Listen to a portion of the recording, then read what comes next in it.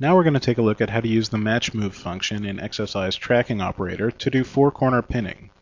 In this example, we have a couple of different elements at play. To begin with, we've got this PDA scene that's going to serve as the background for the match move, and then we have a couple of different screen grabs from the Softimage homepage. One of these screen grabs has been run through a vector paint operator, where a couple of different vector paint shapes have been used to simulate the effect of different web page elements popping up onto the screen. Both of these screenshots were composited together in a compositing overnode, and this overnode is going to serve as the foreground for the match move. The first thing I'm going to do is move the play cursor to frame 1. That's because I want to track from the beginning of the sequence to the end, so it's important that I set up my trackers at the first frame. Then I'm going to go into the operator selector, and on the transform page, I'm going to get a tracking operator. Now, before I insert it in the effects tree, one thing I am going to do is activate the foreground input. If I do this from the operator selector, it allows me to insert the tracking operator using the operator selector's middle-click workflow to connect both the foreground and background before I actually insert the operator. So now that the foreground input is activated, I can simply middle-click the background, middle-click the foreground. Notice that they've both been identified and are listed in red to indicate that they're pre-connected. And then I middle-click an empty area of the effects tree, and I have my tracking operator inserted already connected to both the background and foreground. Now all I have to do is double-click the tracking operator to open its property editor and preview it in the effects viewer. Now you'll notice right away that the first tracker is active by default. Of course, for four-corner pinning, I'm going to need all four trackers, so I'll just go onto the Track 2 tab, enable that, Track 3, enable that, Track 4, enable that. And as you can see, I now have all four trackers active in the effects viewer. Before we go any further, let's just take a look at each tracker. As you can see, each one consists of three parts, the first being this cross in the middle, which is the actual track point where the motion path is drawn. This inner rectangle is the template area, and that's the area of the tracker that tracks a particular region of the image over the course of the sequence. From frame to frame, this outer rectangle, called the search area, is used to search for the area defined by the template. Each tracker also is numbered, and this is going to be important later because each tracker is going to correspond to a point in the foreground image, so you can pin the foreground to the background. So now I'll just position each tracker. All I have to do is shift, click, and drag each tracker's template area to move all three pieces of the tracker at once. Of course, I could move them all independently, but in this case, this is much easier. And since this is a fairly straightforward track in that I have very high contrast track markers already in the background, I don't have to fuss much with adjusting the size or position of the template area or search area. One thing I will do at this point, though, is to offset the track points from the rest of the tracker elements.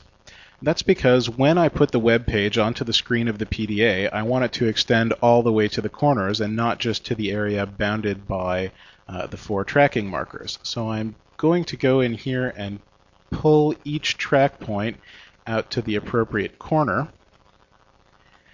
And then I can go right into the tracking property editor and just adjust a couple of options before I start tracking. So one thing I do want to do is go into the options page and make sure I'm in field mode. That's because the background clip is NTSC and is field-based. And also I want to go onto the Trackers tab, and I want to make sure that the tracking mode is set to Edit Tracks. Strictly speaking, this isn't necessary, but it's much easier to track this way because you can draw the motion paths in Edit Track mode without having to worry about the match move effect. Once the motion paths are drawn, you can apply the match move effect and monitor that by itself. So all I have to do now is click the Track from Start button, and the motion paths are going to be drawn.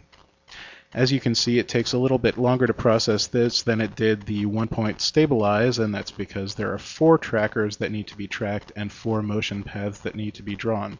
But nonetheless, it's going pretty quickly, and it's just about done. Of course, as the tracking is done, each tracker's different elements are keyframed automatically to preserve the motion path. Now what I can do is just go right back to frame number 1, and I can start to do my match move effect. The first thing I want to do, obviously, is set the tracking mode to match move, and immediately you can see the foreground image pop on. Of course, it's not positioned exactly correctly, and one of the things I have to do is go and position it. So first, I have to go to the transform page, and now you can see that the tracking markers, or rather the trackers, are replaced by these source points. Each source point is numbered to correspond with each tracker. So for example, source point number 1 corresponds to tracker number 1, source point 2 to tracker number 2, source point 3 to tracker number 3, and source point 4 to tracker number 4. So source point 1 is going to be pinned to track point 1, and so on and so forth. Now I can just go and click the V hotspot on the foreground image, and that's going to allow me to view the foreground while I'm still editing the tracking operator, and that means that the different elements, the tracking elements, source points, trackers, will stay visible.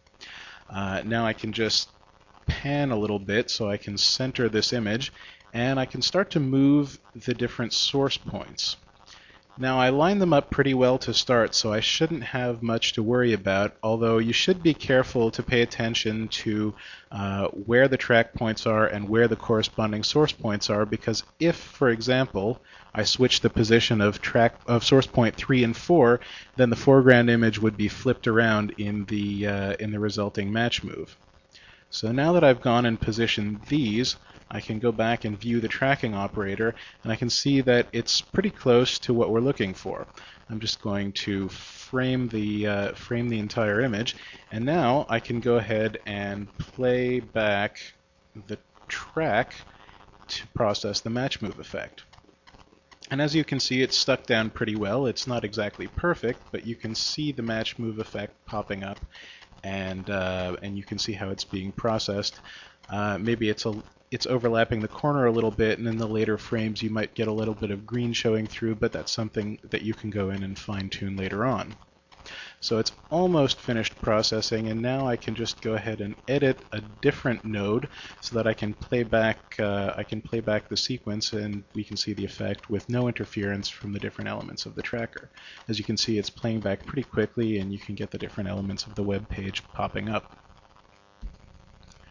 Now, in this example, you offset the track points to stretch the foreground image from end to end in the desired region, but you could have left them directly on the track points and then used some of the different adjustment options to adjust them after the fact. And I'll just show you that now. We can get rid of that tracking operator and put in this one, which I prepared earlier.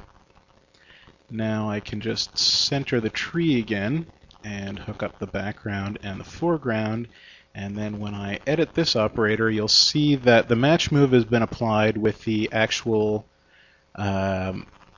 foreground image just stretching between the track markers and not from one end of the screen to the other.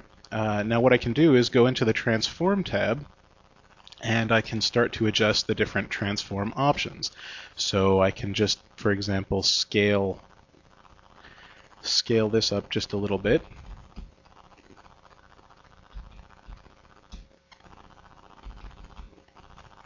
And then I can start to translate it across so that it lines up a little bit better. And then I can start to do the same thing on the y-axis, and that's looking pretty good. Maybe it's a little bit long, but you get the idea. It's an adjustment you can make to the foreground image after the fact using these controls on the Transform tab of the Transform page, which are another way to adjust the position of the foreground image. This is especially useful if you have already done the tracking, because then afterwards you won't have to fiddle around with keyframing the individual track points over and over again. You can simply go in and transform the foreground image. And so that's four-corner pinning in XSI.